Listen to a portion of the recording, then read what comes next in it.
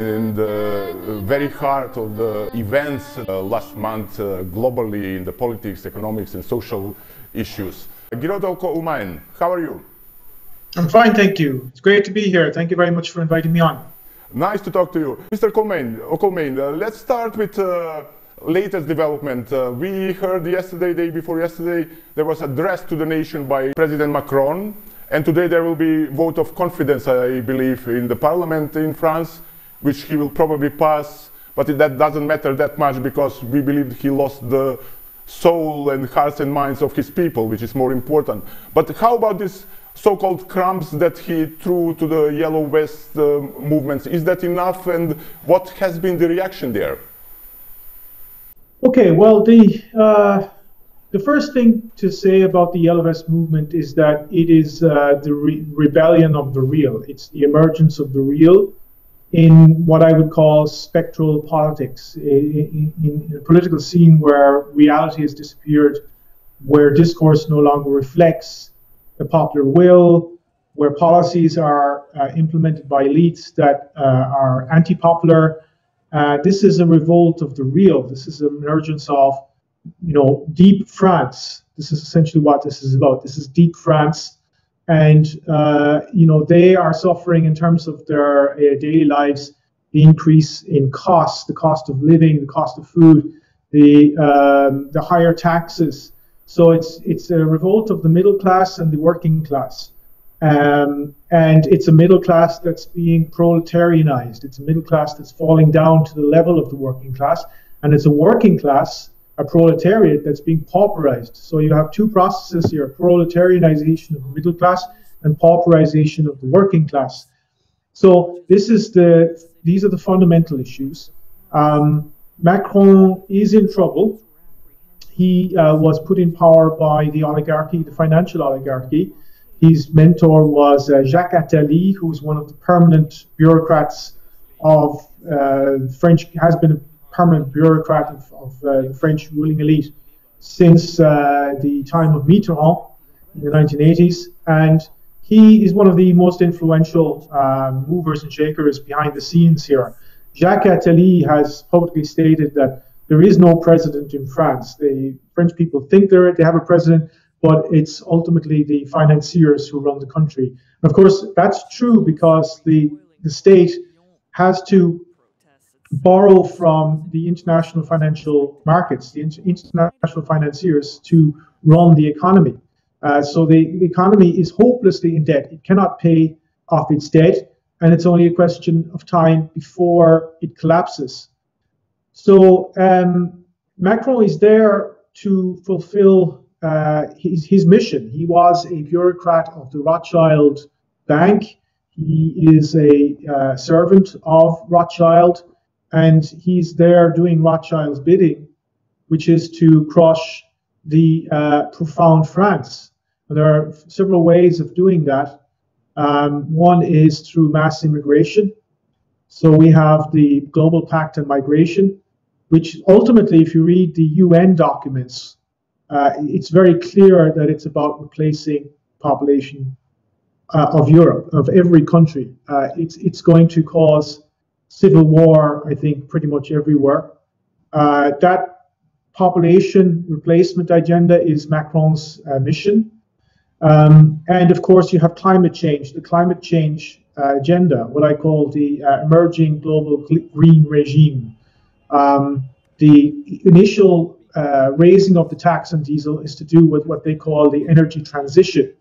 And the energy transition is basically making the French workers, making European workers pay for the salaries of global bureaucrats, of what is emerging as a global proto-government, a proto-global government based on the consensus around the pseudoscience on climate change. And so actually one of the things that's not being discussed at all here enough is this mythology of climate change.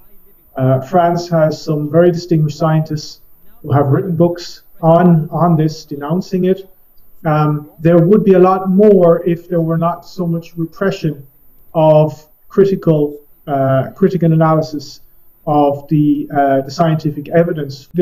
Raising the tax on the working people is what Macron is about, and in the long term aim is to finance global governance. So to wrest sovereignty from the French state, give it to Brussels. Brussels is, according to Javier Solana, the laboratory, and in his words, the laboratory for world government. This is really globalism on steroids, and the rebellion is the last stand of the people, really, against that. Media role. How do you judge the media role in France? Because for our audience here in Macedonia and in the Balkans, wider, that will listen to this, we don't listen that much real news from France. Is that the same there, the feeling? Well, the media here is pretty much the same as anywhere else, in the sense that it's completely bought by billionaires, and it's there as the public relations apparatus of the oligarchy. The media is the public relations apparatus of the oligarchy, and their job is to represent the interests of the oligarchy and to attack all kinds of popular interests, all of the interests of the people. And they have a vocabulary, standard vocabulary for doing that, which is fascist, far right, ultra-right, ultra-nationalist, conspiracy theorist, racist, etc. And they have a stock list of pejorative terms that they use to describe dissidents, anybody who disagrees with the very, very limited space of debate that you have, which is increasingly limited. So the role of the media is disinformation, and they're very good at that. They're very sophisticated. They're well trained in the art of disinformation. Mm-hmm. So, you know, it's and you know, the worst aspect of all this is just the what they call in France la pensée unique. You know, literally one thought, one unique thought. You're not allowed to question anything anymore. You're not allowed to have a conversation. You're not, you know, everything is being dumbed down. Mm-hmm. And, you know, that's so. What will happen now? Well, I think. So within this biased media landscape, where this movement can go forward, can it break through this media blockade and develop into something that people around the world are hoping, like a real revolution against these policies that globalists are implementing? And what is the potential of it spreading in other EU countries or in countries beyond the EU? Can this become a global revolution? I think we need to be careful about the way in which we think about revolution in the 21st century, because, you know, while mass demonstrations are effective and important, it is important to show the regime that people, you know, are in rebellion and they won't accept any more of this. If they don't know what they're doing, if they don't really know what it is they're opposing, and if they don't really know what it is they want, it won't lead anywhere, and it will probably lead to something worse. So it is spreading, but, you know, it's quite eclectic, and the kind of people who are now donning the yellow vests in different countries are not people who are opponents of the system, but people who are actually pushing it further. So take, for example, Jean-Luc Mélenchon, who is a Trotskyist, Freemason. He's very much an agent of the system, and he's there to prevent unity. He's there to prevent a popular platform from developing. You have François Ruffin. François Ruffin emerged in the after the 2016 Nuit debout movement. I'm not sure if you're aware of that. The Nuit debout movement was a different type of movement. It was a sort of petty bourgeois leftist, you know, what we call the écolo bobo, the sort of ecological bourgeois bohemian leftists. It was designed to go nowhere, a bit like Occupy Wall Street, no real analysis of globalization. He was one of the leaders that emerged from that, and of course he's very much promoted by the oligarchy. He appears on the front pages of their magazines, and you know, you had some cosmetic increases in payments. So, for example, the minimum wage was increased by 100 euro per month. But that is a lie, because the Macron administration was already raising the minimum wage anyway over a period of 5 years. And so they basically decided to just do it in one lump sum. And even that is questionable whether that will actually happen. So that was a ruse basically to appease the protests. If you could have a situation where Mélenchon would begin to emerge as one of the leaders of a new regime. If the Fifth Republic, some people are saying that the Fifth Republic could fall. I mean, all of the French republics have failed. You know, the French republics have been failures since the French Revolution. And we could be looking at the fall of the French Republic. I think in that situation, Mélenchon could emerge in some kind of coalition with other actors, notably Ruffin.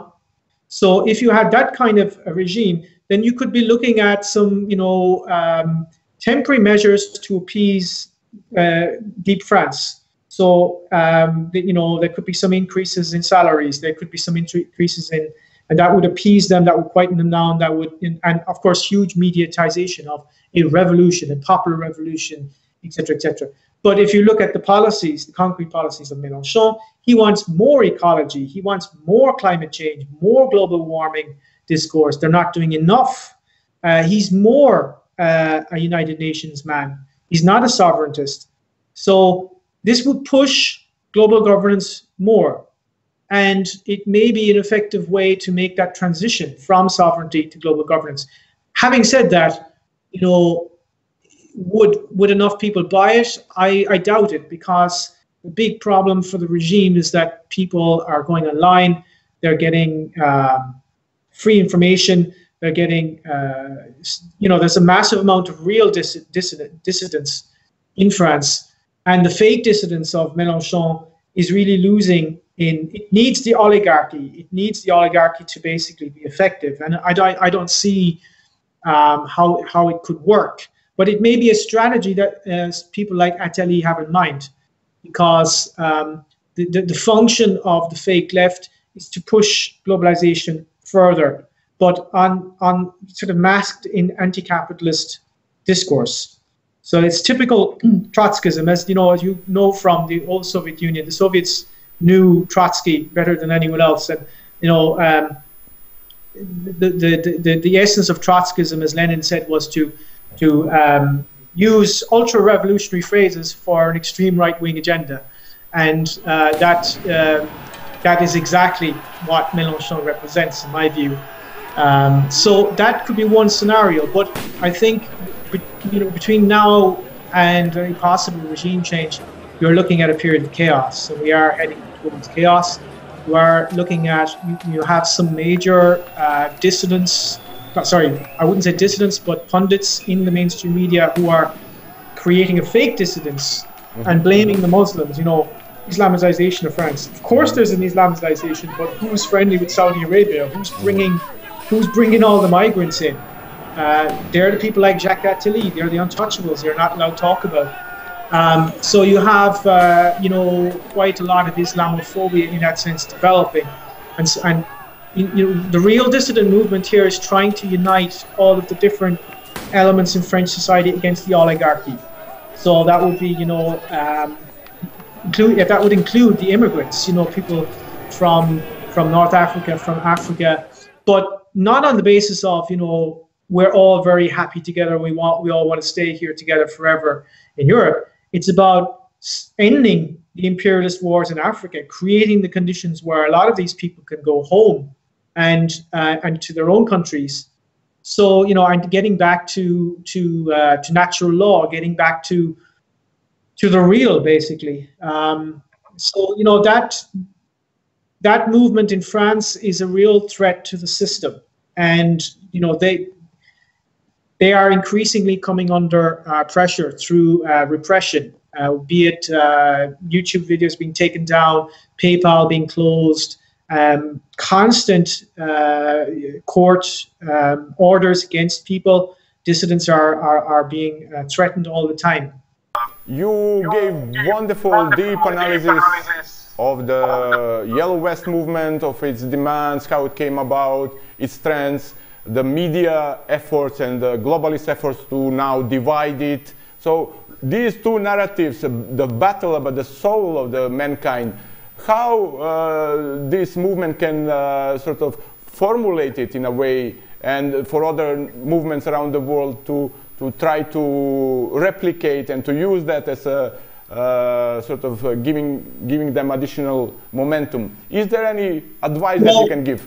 We are organizing a conference in Paris next week, where we will bring together various intellectuals and speakers from different areas.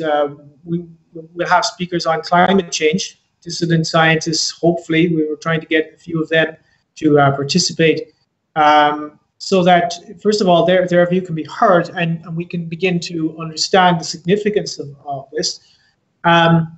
Also, we have some dissident Catholic priests from the traditional Catholic movement, which is very strong in France, because that's important, because this is a religion people are not aware of, the climate change religion. They're not aware that it is a religion. It is an irrational belief.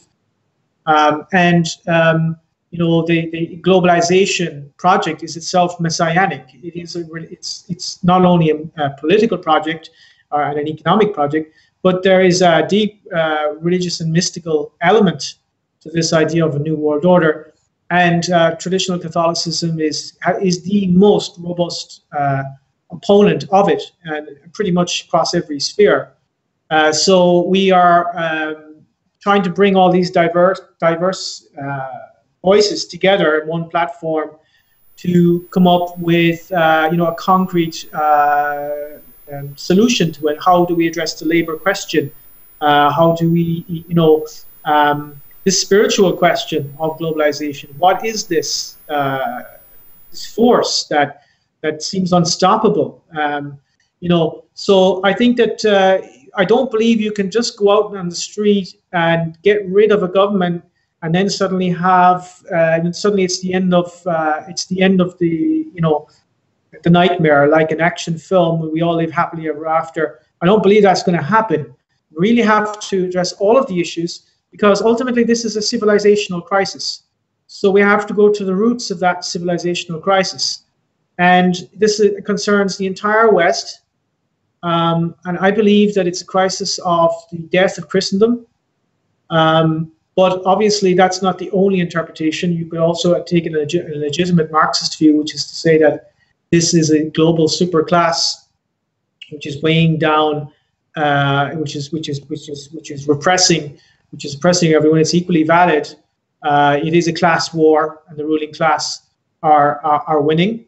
So, but we need to address all these different aspects: the political, economic aspect, the idea of class war, the idea of spiritual war, and of course the ongoing media war. How we can create platforms, new platforms that boycott the oligarchs' media, and that includes everything like YouTube, Google, PayPal, all of these platforms that are basically censoring people all the time and trying to prevent any change. And of course, the new conservatives, the people I call the new conservatives, which are left liberals, they are the new conservatives or the neoconservatives who are not prepared to have debates, but instead simply want to silence everyone.